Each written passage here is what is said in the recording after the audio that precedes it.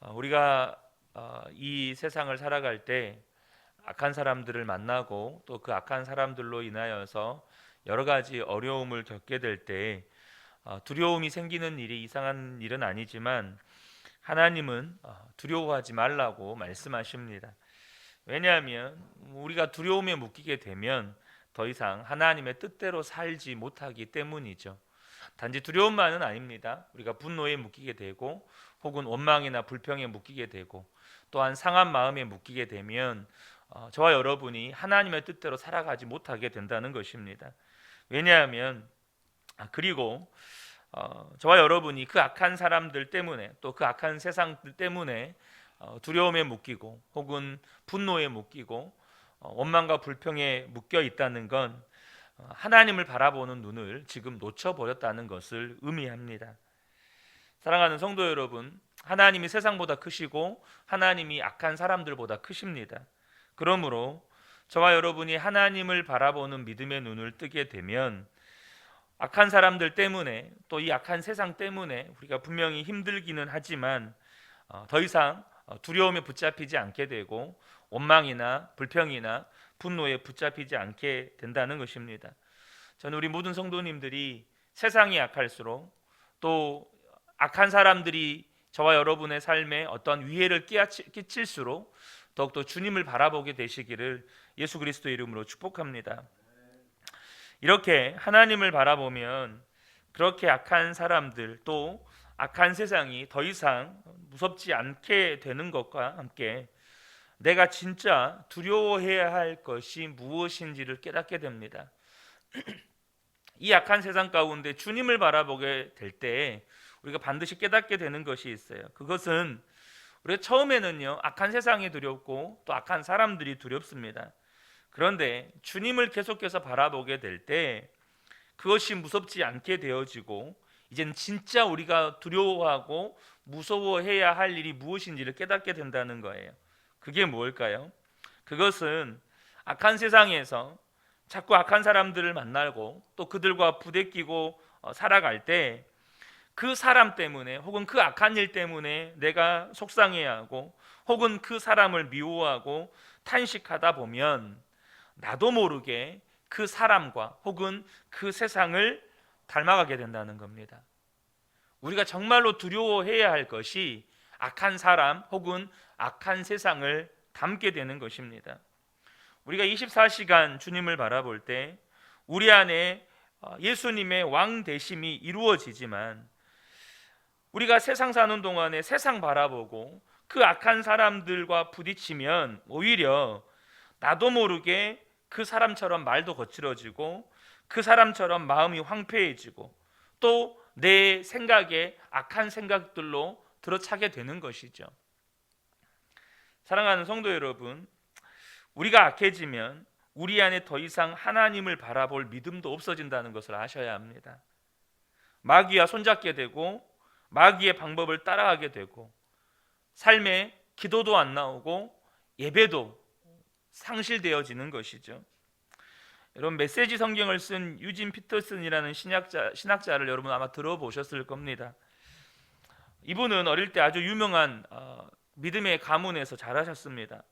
그러니까 주변에 다 예수 믿는 분들이라 어릴 때 곱게 믿음을 가지고 자랐습니다. 그러다가 소위 험한 세상을 경험한 것이 초등학교 1학년 때입니다. 거기에는 믿음 좋은 사람들만 모여 사는 게 아니고 믿음이 없는 사람들도 많죠. 특히 1학년 때 2학년 게리슨 존스라는 아이가 유진 피터슨을 너무너무 괴롭혔습니다. 왜냐하면 예수 믿는 곱상하게 자란 아이가 욕을 해도 반응을 안 하고 때리거나 놀려도 가만히 있고 그러니까 때리고 놀리기 너무 좋은 겁니다. 학교만 가면 이 게리슨 존스라고 하는 아이가 너무너무 이 유진 피터슨을 괴롭히는 거예요. 그러나 유진 피터슨이 어릴 때부터 들은 말씀은 원수를 사랑하라. 누가 뺨을 때리면 왼뺨을 돌려대라. 그래서 게리슨 존스가 유진 피터슨을 놀리는 말이 이 예수 믿는 계집애 같은 애였답니다. 집에 가면 멍이 들어오고 그 멍이 든 아이를 붙잡고 엄마는 기도해주고 게리슨 존스가 예수 믿고 구원받게 되도록, 그리고 그 아이가 구원받지 못한 아이여서 그러니 품어주고 사랑해야 한다, 늘 이런 말을 부모님으로부터 들은 거예요. 어느 날 친구들과 함께 있는데 게리슨 존스가 유진 피터슨을 보고 와서 또 때리기 시작하는 겁니다. 그때 유진 피터슨 안에 갑자기 변화가 일어났습니다. 그때의 일을 회상하며 유진 피터슨이 쓴 글을 그대로 읽어드리겠습니다. 무언가 번쩍하며 잠시 내 의식 속에서 성경 구절들이 증발했다. 소위 말해 꼭지가 돌았다는 말입니다. 나는 게리슨을 움켜쥐었다. 둘 다 놀랐지만 내가 그보다 힘이 셌다. 나는 그를 바닥에 쓰러뜨린 뒤 가슴에 올라타고 무릎으로 두 팔을 찍어 눌렀다. 그는 고양이 앞에 생쥐꼴이었다. 너무 좋아 믿어지지 않았다. 주먹으로 그의 얼굴을 쳤다. 기분이 좋았다. 다시 쳤더니 코피가 확 뿜어져 나왔다. 흰 눈밭을 적시는 빨간색이 멋있어 보였다. 내가 게리슨에게 나에게 삼촌이라고 불러봐라고 했더니 그는 말하려 들지 않았다. 한 방 더 갈겼다. 피가 더 나왔다. 그때 내가 받은 기독교 교육이 다시 고개를 쳐들었다. 그래서 말을 바꾸었다. 나는 예수 그리스도를 내 구주와 주님으로 믿습니다. 그렇게 말해. 그러나 그는 말하려 들지 않았다. 다시 때렸다. 피가 더 나왔다. 나는 예수 그리스도를 내 구주와 주님으로 믿습니다. 어서 말하라고. 결국 그는 따라했다. 게리슨 존스는 내가 최초로 그리스도인으로 회심시킨 사람이다. 여러분, 이걸 보고 뭘 느끼십니까? 유진 피터슨이 어렸을 때 이렇게 했을 거라는 것이 상상이 쉽게 안 가죠. 어렸을 때 일을 재미있게 쓰기는 했지만 저와 여러분이 이게 웃고 넘길 일이 아닙니다. 무슨 말입니까? 우리가 세상 살면서 우리도 세상과 똑같아진다는 겁니다. 세상과 똑같은 방법으로 남에게 복수하는 걸 통쾌히 여기고 세상과 똑같은 방법으로 남에게 악을 행하는 것을 즐거워한다는 겁니다. 악한 사람과 만나서 자주 그들과 부대끼다 보면 내 마음과 심성이 나도 모르게 악에 물들게 된다는 것이죠. 어떤 목사님 딸이 아주 어릴 때 친구들과 장난감 인형을 가지고 놀면서 이렇게 서로 이제 다툼이 있었는데 그 아이들이 하는 말을 듣고 목사님이 섬찟했다는 거예요. 왜 그랬냐면 이 아이들이 막 죽인다, 그리고 죽어, 막 이런 말을 쓰니까 목사님이 야단을 쳤다는 거예요. 왜 그렇게 험한 말을 쓰느냐, 예쁜 말을 해야지.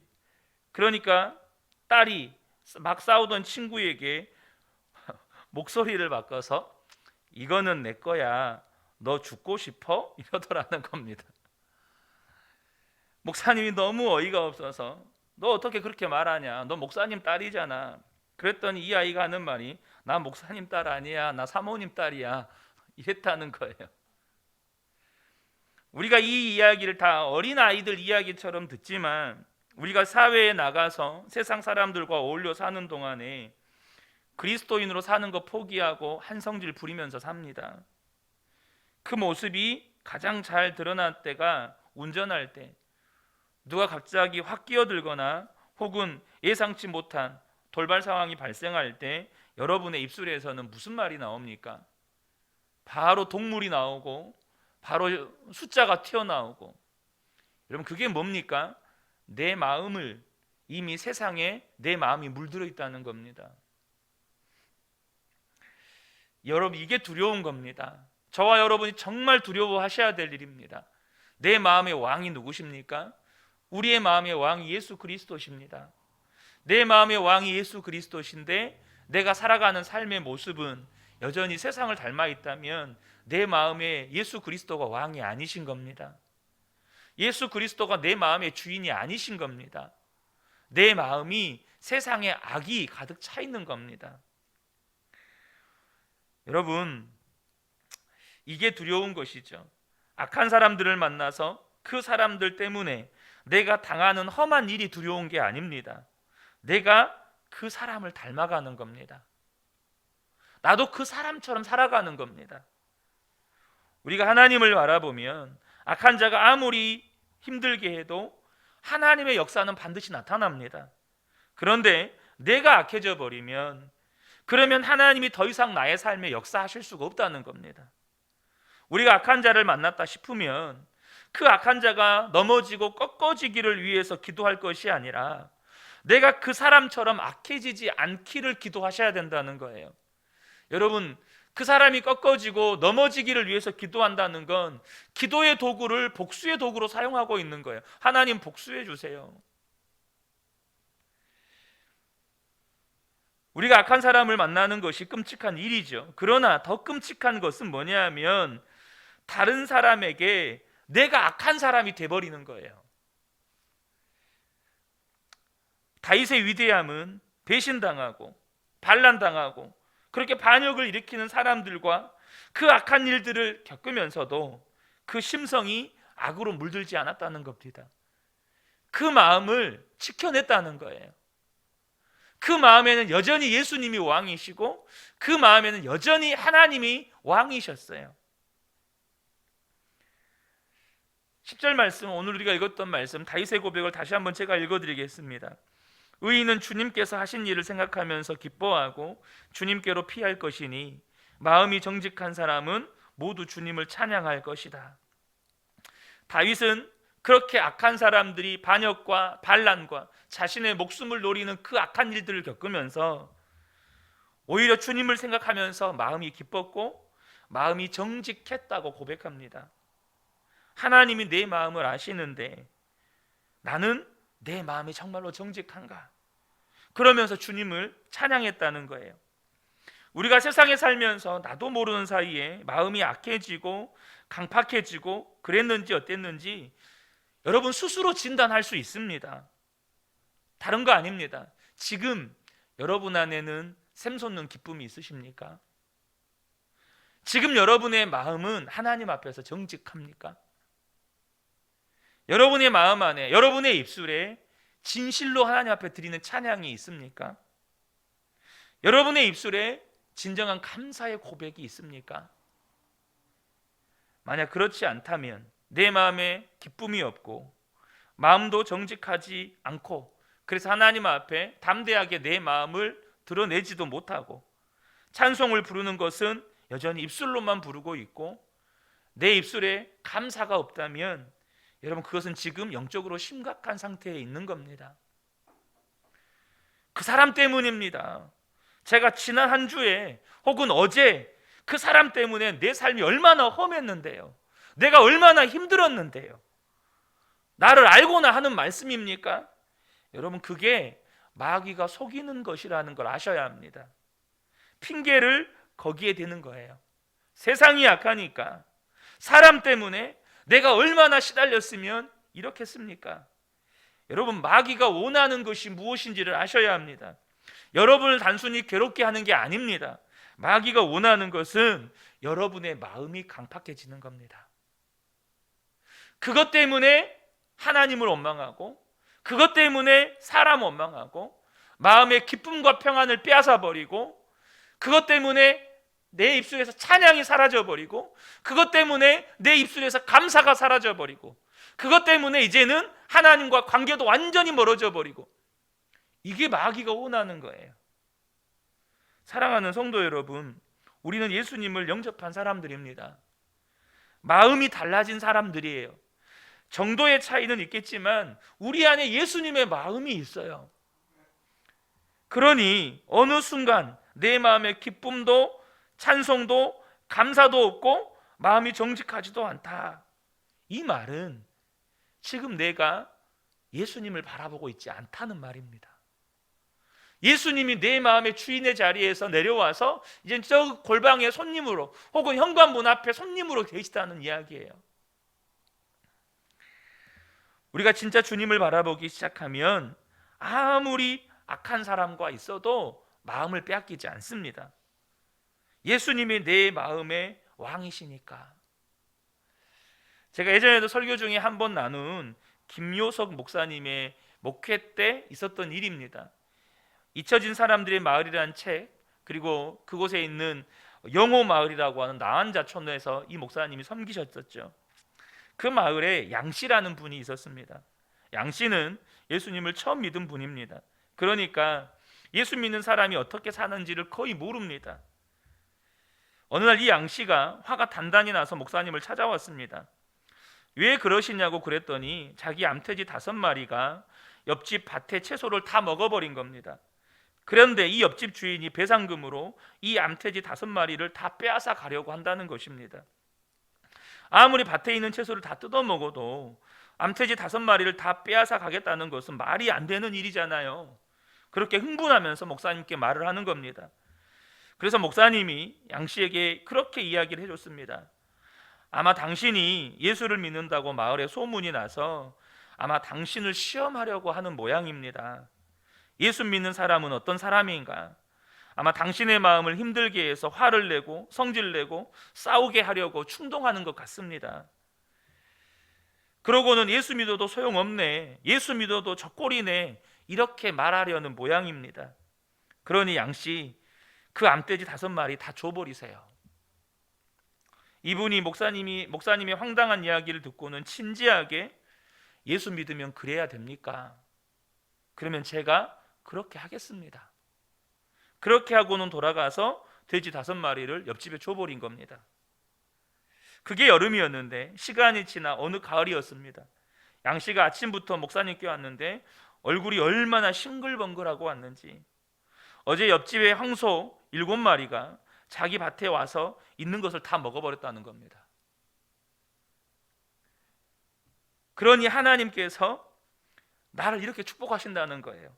암돼지 5마리를 뺏기고 이제 황소 7마리를 얻은 겁니다. 별로 안 웃으시네요. 옆집 사람도 할 말이 없어서 이제 몽땅 이것이 황소 7마리가 우리 것이라는 거예요. 그래서 목사님께 이 기쁜 소식을 전해주려고 왔는데 목사님은 양씨의 흥분한 마음을 일거에 찬물을 끼얹었습니다. 양씨, 생각해 보세요. 당신이 암돼지 5마리를 빼앗기고 얼마나 힘들었나요? 그런데 황소 7마리를 빼앗기면 옆집 사람이 얼마나 힘들겠는지 한번 생각해 보세요. 그러니 예수를 믿으면 원수를 사랑하라고 했지 않습니까? 당신이 이것이 내 거라고 해도 그쪽에서 할 말은 없겠지만 당신이 정말 예수 믿는 사람이라면 황소를 주인에게 돌려주는 것이 마땅한 일 아니겠습니까? 그러자 양씨가 이렇게 허리에다가 손을 얹고 씩씩 거리고 있다가 그 흥분한 마음을 수그러뜨리고, 정말 그렇게 해야 하는 것입니까? 예수를 믿으면 진짜 그렇게 해야 하는 것입니까? 그렇다면 제가 예수님을 믿기로 결심했는데 그렇게 해야겠네요. 그리고는 돌아가서 황소 7마리를 돌려줬습니다. 그리고 그 다음 날에 양씨가 또 찾아왔습니다. 입이 귀에 걸려가지고, 목사님, 이거는 그냥 받아도 되죠? 옆집 아저씨가 왔는데 너무너무 잘못했다고 밤새 한숨을 못 잤다는 것입니다. 도대체 어떻게 이런 일이 있을 수 있는지 그 아저씨가 너무너무 마음이 괴로워서, 그래서 지난번에 암돼지 5마리를 가져가서 그게 새끼를 낳았는데 한 마리당 18마리를 낳았습니다. 그래서 도합 90마리를 가지고 오면서 이거는 당신 거라고, 이거는 뭐 제 거 아니겠습니까? 하나님의 축복하심이 참 놀랍네요. 90마리 그동안의 사료값만 생각해도 얼마나 수지 맞은 것인지 모르겠습니다. 그러면서 양씨가 하는 이야기가, 그러나 목사님, 정말 감사한 것은 이것보다 더 좋은 일이 있었습니다. 마을 전체가 우리를 예수 믿는 사람으로 인정하게 된 겁니다. 이거야말로 하나님께 받은 최고의 선물 아니겠습니까? 여러분이 양씨라면 어떻게 하시겠습니까? 우리 집 돼지가 옆집 밭에 채소 먹었다고 돼지 5마리 다 내놓으랍니다. 어떻게 하실랍니까?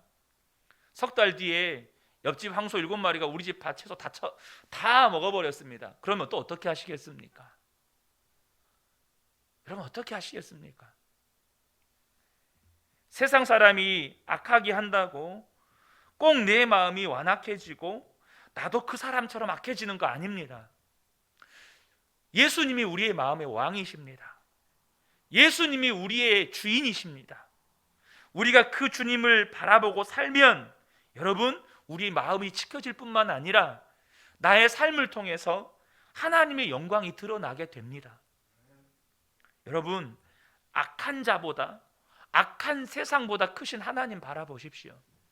그러면 반드시 저와 여러분의 삶을 통해서 여러분의 가정에, 여러분의 일터에 하나님이 드러나십니다.